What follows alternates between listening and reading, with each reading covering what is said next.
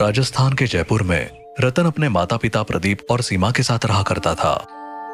रतन अभी सिर्फ 13 साल का था और वो केंद्रीय विद्यालय में 7वीं क्लास में पढ़ रहा था। आज उसके स्कूल में उसे बताया गया कि उन लोगों को भानगढ़ स्कूल ट्रिप पर ले जाया जा रहा है। क्या? School trip? नहीं नहीं, तू ट्रिप पर नहीं जा सकता। क्यों? क्यों का क्या मतलब? तुम्हें पता नहीं है क्या तुम्हारी परेशानी? अरे पापा, तेरे पापा सही कह रहे, तू नहीं जा सकता। रतन अपने माँ बाप के इनकार से रोने लगा।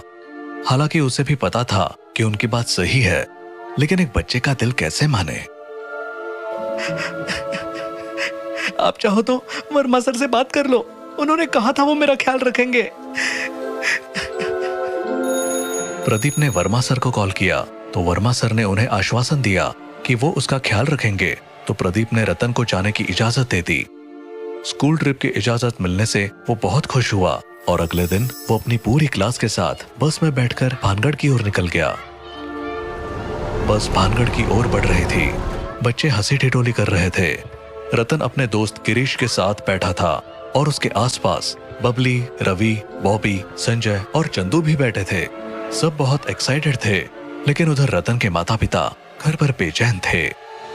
सीमा, मुझे कुछ अच्छा नहीं लग रहा। हमें उसे नहीं भेजना चाहिए था। आप चिंता ना करो, सब ठीक होगा। मैंने उसके हाथ में एक धागा बांध दिया था, जो कि पंडित जी ने मुझे खास उसकी सुरक्षा के लिए दिया था। चलो, ये तुमने अच्छा किया। इधर बस में बच्चे हंसी मजाक कर रहे थे, लेकिन तभी अचानक रतन के शरीर में अजीब सी हरकतें होने लगी। उसके हाथ पैर अकड़ने लगे, वो कांपने लगा और उसकी आंखें ऊपर चढ़ गई। रतन, रतन, क्या हुआ तुझे? सर, जल्दी आइए, रतन को कुछ हो रहा है। वर्मा सर तुरंत उठे और रतन की तरफ भागे। तब तक रतन पूरी तरह अकड़ चुका था और नीचे गिर पड़ा था। उसके मुंह से अजीबोगरीब आवाजें आ रही थी। भगवान, ये इसे क्या हो गया? कहीं ये किसी चीज की वश में तो नहीं आ गया? ऐसा मत कह। वर्मा सर रतन के पास झुके और उन्होंने उसकी नब्ज चेक की। मुझे लगा था कि ऐसा होगा, लेकिन इतनी जल्दी होगा इसका अंदाजा नहीं था। मतलब आपको पहले से पता था? सर, हमें कुछ समझ में नहीं आ रहा। घबराओ मत, रतन को बस दौरा पड़ा है, थोड़ी देर में ठीक हो जाएगा। उन्होंने अपनी जेब से एक छोटी शीशी निकाली और उसे रतन की नाक के पास ले गए। कुछ ही सेकंड में रतन की अकड़न धीरे धीरे कम होने लगी। उसकी आंखें सामान्य होने लगी। मुझे माफ कर दो। अरे पागल, इसमें तेरी क्या गलती? ये तेरे बस में थोड़ी है। रतन चुपचाप बैठ गया और अब बस में बिल्कुल शांति हो चुकी थी, क्योंकि सब बच्चे डर गए थे। अरे तुम लोग सिर्फ एक दौरे से इतना डरोगे तो भानगढ़ का भूत क्या करेगा? सबके चेहरे पर मुस्कान आ गई। थोड़ी देर सब सामान्य रहा और फिर अचानक बस झटके से रुक गई। तेज ब्रेक लगने से सभी बच्चे आगे की ओर गिर पड़े। अरे ये क्या हुआ? ड्राइवर, क्या कर रहे हो? सामने कुछ औरतों का झुंड खड़ा है। सभी ने तेजी से सामने देखा, लेकिन वहां कोई नहीं था। लेकिन वहाँ तो कुछ भी नहीं दिख रहा। ड्राइवर, तुमने गलत देखा होगा। नहीं सर, वो औरतें हमारी तरफ आ रही हैं। सभी ने डरते हुए फिर से देखा, लेकिन वहां अब भी कुछ नहीं था। मुझे यहाँ से वापस जाना है। तभी अचानक ड्राइवर जोर से हंस पड़ा और बोला, कैसा लगा मेरा मजाक? सभी बच्चे और वर्मा सर चौंक गए। क्या तुमने हमें डराने के लिए ये सब किया? मैं तो सच में मरने ही वाला था डर के मारे। ड्राइवर, ऐसी हरकत मत करो, बच्चे पहले ही डरे हुए हैं। ड्राइवर ने हंसते हुए बस फिर से चला दी। अंततः बस भानगढ़ पहुंची। जैसे ही बच्चों ने खिड़कियों से बाहर झांका, चारों ओर फैली वीरानगी ने उनके मन में एक अजीब सी बेचैनी भर दी। हवा ठंडी थी, लेकिन उसमें एक अनकही घुटन थी, मानो वो किसी अनदेखे साए की निगरानी में थे। जैसे ही बस किले के सामने रुकी, सभी बच्चे धीरे धीरे नीचे उतरने लगे। ये किला, ये भूतिया है। बच्चों के बीच भूतिया कहानियों को लेकर चर्चा शुरू हो गई। कुछ इसे मजाक समझ रहे थे, तो कुछ के चेहरों पर हल्का सा डर झलकने लगा था। तभी अचानक उनके सामने एक अजीब सा गार्ड प्रकट हुआ। वो गार्ड लंबा था, झुकी हुई कमर, गहरी आंखों के नीचे काले गड्ढे और चेहरा ऐसा जैसे परसों से नींद ना ली हो। तुम सबको डरने की जरूरत नहीं, ये सब बस कहानियां हैं। अंदर जाओ, आराम से घूमो। लेकिन क्या? नहीं, कुछ नहीं। चलो बच्चों, डरने की जरूरत नहीं, हम सब साथ हैं, कोई भूत वूत नहीं होता। आखिरकार सभी बच्चे और टीचर किले के अंदर दाखिल हुए। अंदर घुसते ही एक अजीब सी ठंडक महसूस हुई।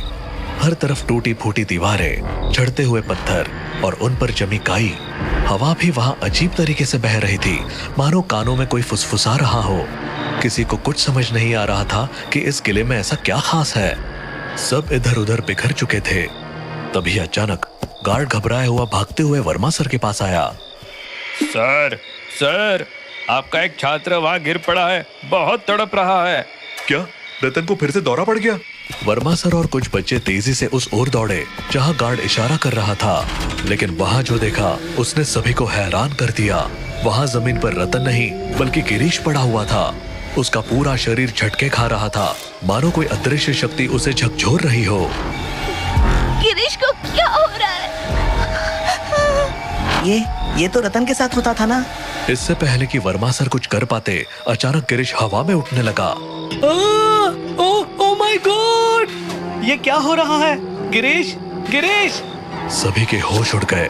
रतन गिरीश को आवाज दे रहा था, जो कि अब हवा में सीधा खड़ा हो गया था, और फिर उसकी आंखें सफेद पड़ गई। उसके होंठ अजीब तरीके से हिलने लगे और फिर एक भयंकर गहरी डरावनी आवाज निकली। मुझे बच्चे पसंद है। ये बच्चे अब मेरे हैं, हमेशा के लिए। उसकी हंसी इतनी डरावनी थी कि बच्चों की टांगे कांपने लगी।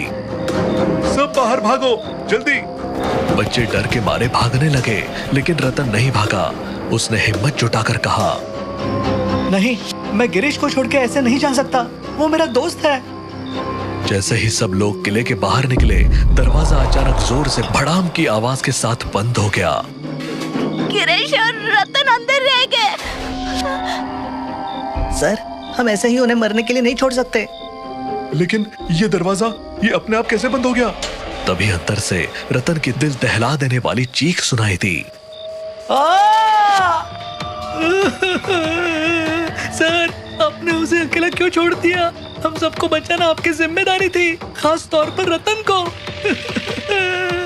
वर्मा सर को अपनी गलती का एहसास हुआ। उन्होंने एक नजर किले के बंद दरवाजे पर डाली और फिर पूरी ताकत से उस पर धक्का मारने लगे। कोई मेरी मदद करो, हमें दरवाजा तोड़ना होगा। खोलो, दरवाजा खोलो, खोलो।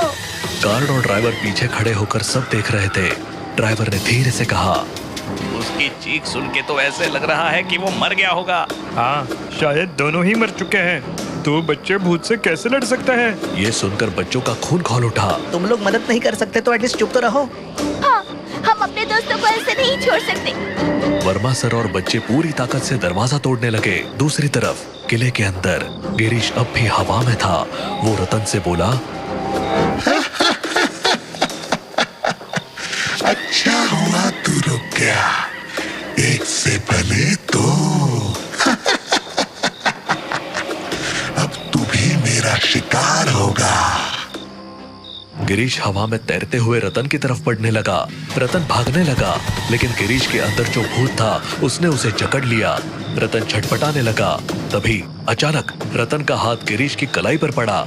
गिरीश की कलाई पर एक लाल धागा बंधा था, जो उसके शरीर से हल्का सा छू गया। एक भयंकर चीख गूंज उठी। गिरीश का शरीर झटके खाने लगा और एक काले धुएं जैसी छाया उसके शरीर से बाहर निकलने लगी। नहीं, ये धागा, ये कैसे? रतन ने बिना वक्त गवाए गिरीश को कसकर पकड़ लिया और दरवाजे की ओर दौड़ा। तू बच नहीं सकता। तेरे दोस्त तुझे छोड़कर भाग चुके हैं। तुझे मैं हमेशा के लिए यहाँ कैद कर लूंगा। तभी एक जोरदार धमाका हुआ। दरवाजा टूट चुका था और बाहर से वर्मा सर, बच्चे, गार्ड और ड्राइवर अंदर घुस गए। रतन, जल्दी भाग! रतन ने गिरीश को घसीटते हुए दरवाजे की ओर दौड़ लगाई, लेकिन भूत हवा में उठने लगा। उसकी काली आकृति विकराल हो चुकी थी। तुम लोग मुझसे बच नहीं सकते। रतन ने फौरन अपने हाथ से धागा खोला और उसे भूत की ओर लहराया। ये ले, अब तेरा कोई बस नहीं चलेगा। भूत जोर से चीखा और तेज हवाएं चलने लगी। दीवारें कांपने लगी, जमीन दरकने लगी। सब लोग बाहर भागो, सब बच्चे दौड़ पड़े। आखिर में रतन और गिरीश भी किले के बाहर निकल गए। जैसे ही सब बाहर आए, दरवाजा एक जोरदार धमाके के साथ अपने आप बंद हो गया। सब हाफते हुए एक दूसरे की ओर देखने लगे। गिरीश होश में आ चुका था। मैं बच गया। हाँ दोस्त, तू बच गया। तभी अंदर से उस भूत की एक डरावनी चीख सुनाई दी। सब लोग डर के मारे फौरन बस में चढ़ गए और जयपुर की तरफ निकल गए।